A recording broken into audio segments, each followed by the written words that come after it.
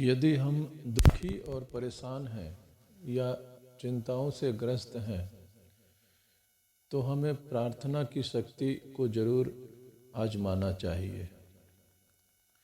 धार्मिक आस्था हमें इतनी शांति और सहन शक्ति क्यों देती है? इसलिए कि जीवन की सतह की तूफानी लहरें जीवन के गहराई के हिस्सों को विचलित नहीं कर पाती। जो व्यक्ति अधिक विराट और अधिक स्थायी सत्य को पकड़े रहता है, उसके व्यक्तिगत सतह के क्षणिक उतार चढ़ाव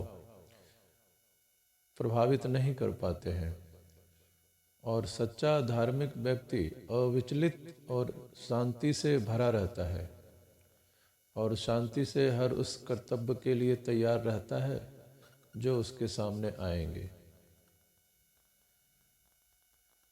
हम क्यों न अपने आप को उस अविनाशी शक्ति के साथ जोड़ लें जो पूरे ब्रह्मांड को चलाती है।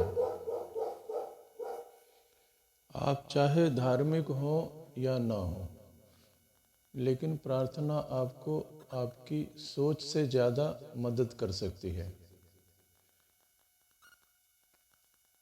प्रार्थना 3 मूलभूत मनोवैज्ञानिक जरूरतों को पूरा करती है। चाहे कोई व्यक्ति भगवान में विश्वास रखता हो या नहीं रखता हो, फिर भी प्रार्थना उसे मदद जरूर करती है।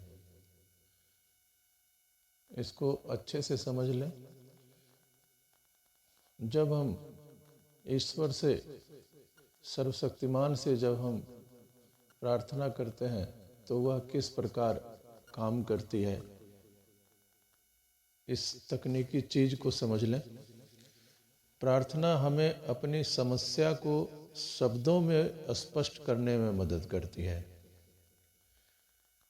हमने देखा है कि जब हमारी समस्या अस्पष्ट और धुंधली रहती है तो उसे सुलझाना लगभग असंभव होता है, और जब हम प्रार्थना करते हैं तो हमारी समस्या बिल्कुल ही स्पष्ट और क्लियर हो जाती है। एक तरह से यह कागज पर लिखने की तरह है।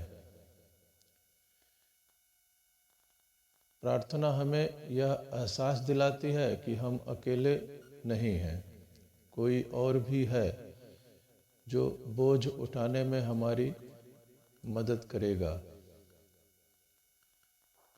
हम में से बहुत कम लोगों में इतनी शक्ति होती है कि अपने दम पर मुश्किलों और मुसीबतों का भारी बोझ उठा सकें।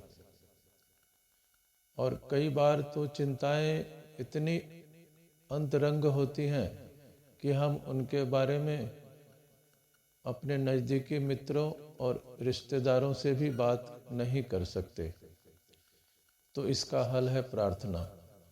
ईश्वर से हम अकेले में प्रार्थना तो कर ही सकते हैं,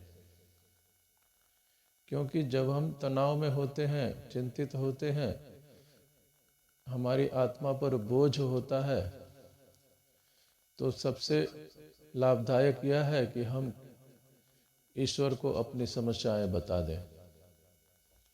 हर किसी को तो अपनी समस्याएं बताना असंभव है, परंतु हम भगवान को तो अपनी समस्याओं के बारे में बता ही सकते हैं।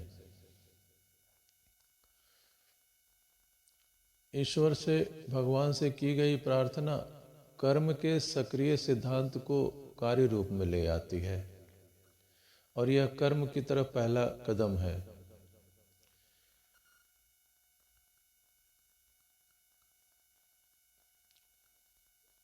शायद ही कोई व्यक्ति ऐसा हो जिसे प्रार्थना से लाभ न हुआ हो। प्रार्थना इंसान द्वारा उत्पन्न की जा सकने वाली ऊर्जा का सबसे सशक्त रूप है, तो क्यों न हम इसका उपयोग करें।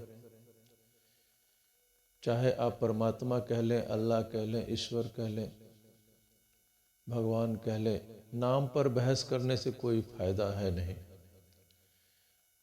अगर प्रकृति की रहस्यमयी शक्तियाँ हमें अपने संरक्षण में ले रही हैं तो हमें इसका लाभ उठाना ही चाहिए। और हम प्रार्थना में यह भी कहें कि वह हमारी आस्था को जगा दे। जहाँ नफरत हो वहाँ प्रेम के बीज बोने दे, जहाँ चोट हो वहाँ मुझे क्षमा करने दे, और जहाँ शंका हो वहाँ मुझे विश्वास करने दे। जहाँ निराशा हो वहाँ आशा भरने दें, जहाँ अंधेरा हो वहाँ सांत्वना हासिल करने के बजाय मैं सांत्वना देने का प्रयास करूं। दूसरों को समझाने के बजाय दूसरों को प्रेम देने का प्रयास करूं, क्योंकि देने से ही हमें मिलता है और माफ़ करने से ही हमें माफ़ किया जाता है। अकेले इंसान को आसानी से हराया जा सकता है, लेकिन जिस इंसान में भगवान की शक्ति प्रवाहित हो रही हो उसे कोई नहीं हरा सकता। मांगो और यह तुम्हें दिया जाएगा, खोजो और तुम्हें मिल जाएगा, खटखटाओ और तुम्हारे लिए दरवाज़ा खोल दिया जाएगा।